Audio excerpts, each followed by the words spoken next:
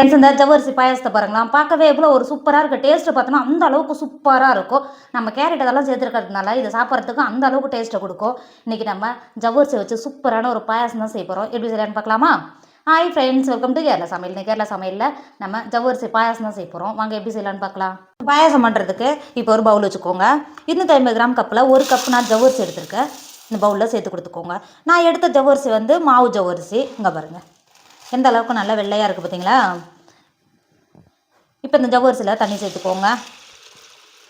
தண்ணி சேர்த்துட்டு சும்மா இந்த மாதிரி லேசாக இந்த மாதிரி ஒரு 2 தடவை நல்லா கழுவிட்டு தண்ணியை வடிகட்டி எடுத்துக்கோங்க. இப்போ பாருங்கள், ஒரு 2-3 தடவை நல்லா கழுவிட்டு தண்ணியை வடிகட்டிட்டு வந்திருக்கேன். இப்போ இந்த ஜவ்வரிசி முங்குற அளவுக்கு தண்ணி சேர்த்துக்கோங்க. இந்த அளவுக்கு தண்ணி சேர்க்கும்போது ஜவ்வரிசி நல்லா ஊறி வரும். தண்ணி சேர்த்து கொடுத்துட்டு மூடி மாற்றி வச்சுக்கோங்க. நல்லா 1 மணி நேரத்துக்கு நல்லா ஜவ்வரிசி நல்லா ஊறி வரும். மாற்றி வச்சுக்கோங்க. இந்த மாதிரி நம்ம ஊற வச்சு பாயசம் பண்ணும்போது சட்டுன்னு நல்லா வெந்து வரும். நம்ம பாலோடவே சேர்த்து வேக வைக்கலாம். அந்த அளவுக்கு நல்லா சட்டுன்னு வெந்து வரும். அதனால தான் 1 மணி நேரம் ஊற வைக்க சொல்கிறேன். இப்போ மாற்றி வச்சுக்கோங்க. அடுப்பில் இப்போ ஒரு பாத்திரம் வச்சுக்கோங்க. 1 டேபிள் ஸ்பூன் அளவுக்கு நெய் சேர்த்துக்கோங்க. இப்போ பாருங்கள், நெய் சேர்த்து நெய் நல்லா உருகிடுச்சு. ஒரு கைப்பிடி அளவுக்கு முந்திரியும் திராட்சை எடுத்து வச்சுருக்கேன். இப்போ உள்ள சேர்த்து கொடுத்துக்கோங்க. சேர்த்து கொடுத்துட்டு ஒரு 2 செகண்ட் மட்டும் வறுத்துக்கோங்க. முந்திரி பருப்பு நல்லா கலர் மாதிரி திராட்சை நல்லா பொங்கி வரும். அது வரையிலும் வறுத்துக்கோங்க. இப்போ பாருங்கள், நம்ம சேர்த்த திராட்சை முந்திரி பருப்பு கலர் மாதிரி திராட்சை நல்லா குண்டு குண்டாக எந்த அளவுக்கு உப்பி வந்து நல்லா வறுந்து வந்துருக்கு பார்த்தீங்களா? இப்போ இந்த ஸ்டேஜில் ஒரு பெரிய சைஸ் கேரட்டை கழுவிட்டு நல்லா பூ போல் துருவி எடுத்து வச்சுருக்கேன். இப்போ துருவின கேரட்டை உள்ளே சேர்த்துக்கோங்க.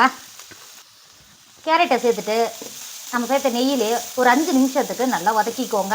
கேரட்டோட பச்சை வதங்க மட்டும் போனால் போதும், வதக்கிக்கோங்க.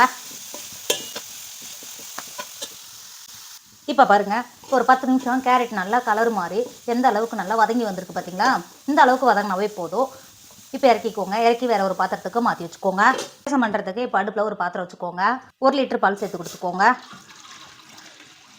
பாலை சேர்த்து கொடுத்துட்டு நம்ம ஊற வச்ச ஜவ்வரிசி எந்த அளவுக்கு நல்லா குண்டு குண்டாக எந்த அளவுக்கு நல்லா ஊறி இருக்குது பார்த்தீங்களா? இங்கே பாருங்கள். இப்போ ஒரு டைம் நல்லா கழுவிட்டு தண்ணியை வடிகட்டி எடுத்துக்கோங்க. பாலை சேர்த்து கொடுத்துட்டு அது கூடவே நம்ம வடிகட்டிட்டு வந்திருக்கோம்ல ஜவ்வரிசியை உள்ள சேர்த்து கொடுத்துக்கோங்க. இந்த மாதிரி ஊற வச்சு சேர்க்கும் போது ஜவ்வரிசி சட்டு நல்லா வெந்து வந்துடும். சேர்த்து கொடுத்துக்கோங்க. ஜவ்வரிசி சேர்த்துட்டு ஒரு டைம் நல்லா கிண்டி கொடுத்துக்கோங்க. நான் எடுத்த பால் வந்து நல்லா காய வச்சு நல்லா ஆற வச்சுருந்தேன். அதனால தான் அப்படியே சேர்த்துக்கிட்டேன். நீங்கள் எடுக்கிற பால் பச்சை பாலாக இருந்தால் கொதிக்க வச்சு அதுக்கப்புறம் ஜவ்வரிசி சேர்த்துக்கோங்க, கரெக்டாக இருக்கும். சேர்த்துட்டு ஒரு டைம் நல்லா கிண்டி கொடுத்துக்கோங்க. கிண்டி கொடுத்துட்டு ஜவ்வரிசி நல்லா வேக விடுங்க. இப்போ பாருங்கள், பால் எந்த அளவுக்கு நல்லா கொதிச்சு பொங்கி வருது பார்த்தீங்களா? இப்போ ஒரு டைம் நல்லா கிண்டி கொடுத்துக்கோங்க. இந்த மாதிரி கிண்டி குடிக்கும்போது இங்கே பாருங்கள், ஜவ்வரிசி எல்லாம் எந்த அளவுக்கு நல்லா முத்தாக வெந்து வந்துருக்கு பார்த்தீங்களா? இப்போ ஒரு டைம் நல்லா கிண்டி கொடுத்துக்கோங்க. கிண்டி கொடுத்து இன்னும் ஒரு 10 நிமிஷத்துக்கு ஜவ்வரிசி நல்லா வேக விடுங்க. இந்த அளவுக்கு நல்லா பொங்கி வரும்போது அடுப்பை லோ ஃப்ளேமில் வச்சுக்கோங்க. இப்போ பாருங்கள், நம்ம சேர்த்த ஜவ்வரிசி பாலோடு சேர்ந்து எந்த அளவுக்கு நல்லா கெட்டியாகி நல்லா வெந்து வந்திருக்கு பார்த்தீங்களா? இந்த அளவுக்கு வெந்து வந்தாவே போதும். இங்கே பாருங்கள், பார்க்கும்போது எந்த அளவுக்கு நல்லா மணிமணியாக இருக்குது பார்த்தீங்களா? இங்கே பாருங்கள். இப்போ ஒரு டைம் நல்லா கிண்டி கொடுத்துக்கோங்க. கிண்டி கொடுத்துட்டு 250 கிராம் கப்பில் 1 கப் நான் சர்க்கரை சேர்த்துக்கிறேன். உங்கள் டேஸ்ட்டுக்கு அனுசரித்து சர்க்கரை சேர்த்துக்கோங்க. உங்களுக்கு எந்த அளவுக்கு இனிப்பு தேவையோ அதுக்கு தகுந்த மாதிரி சர்க்கரை சேர்த்துக்கோங்க. நான் 1 கப்பு சேர்த்துக்கிறேன். சேர்த்து கொடுத்துக்கோங்க. சேர்த்து கொடுத்துட்டு அது கூடவே ஒரு பிஞ்ச் அளவுக்கு உப்பு சேர்த்துக்கோங்க. உப்பு சேர்க்கும் போது நல்லா இனிப்பு பேலன்ஸ் பண்ணும். சேர்த்துட்டு ஒரு டைம் நல்லா கிண்டி கொடுத்துக்கோங்க. கிண்டி கொடுத்து ஒரு 5 நிமிஷம் நம்ம சேர்த்த சர்க்கரை நல்லா கரைஞ்சி ஜவ்வரிசியோட சேர்ந்து வரும். வேக விடுங்க. இப்போ பாருங்கள், ஒரு 5 நிமிஷன்றது 7 நிமிஷம் ஆகிடுச்சு. எந்த அளவுக்கு நல்லா வெந்து இன்னும் நல்லா கெட்டியாக வந்திருக்கு பார்த்தீங்களா? இப்போ ஒரு டைம் நல்லா கிண்டி கொடுத்துக்கோங்க. இந்த அளவுக்கு நல்லா கிண்டி கொடுத்துட்டு நம்ம முன்னாடியே கேரட்டையும் நெய்யில் முந்திரி பருப்பெல்லாம் வறுத்து வச்சுருக்கோம்ல, இப்போ இந்த கேரட்டை உள்ளே சேர்த்து கொடுத்துக்கோங்க. கேரட் சேர்க்கும்போது கேரட்டோட பச்சை வாசனை வரும் அப்படிலாம் நீங்கள் நினைக்கவே வேணாம். நம்ம நெய்யில் வறுத்து சேர்த்ததுனால இதோட வாசனையும் டேஸ்ட்டும் சூப்பராக இருக்கும். சேர்த்துட்டு ஒரு டைம் நல்லா கிண்டி கொடுத்துக்கோங்க.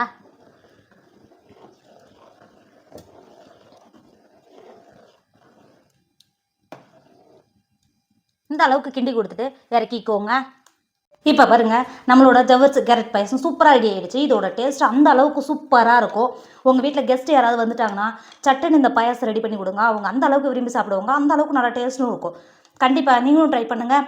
என்னோட வீடியோ உங்களுக்கு பிடிச்சிருந்தா உங்கள் ஃப்ரெண்டு உங்கள் ஃபேமிலிக்கு ஷேர் பண்ணுங்கள். மறக்காமல் கேரளா சமையலை சப்ஸ்கிரைப் பண்ணிக்கோங்க. தேங்க்யூ.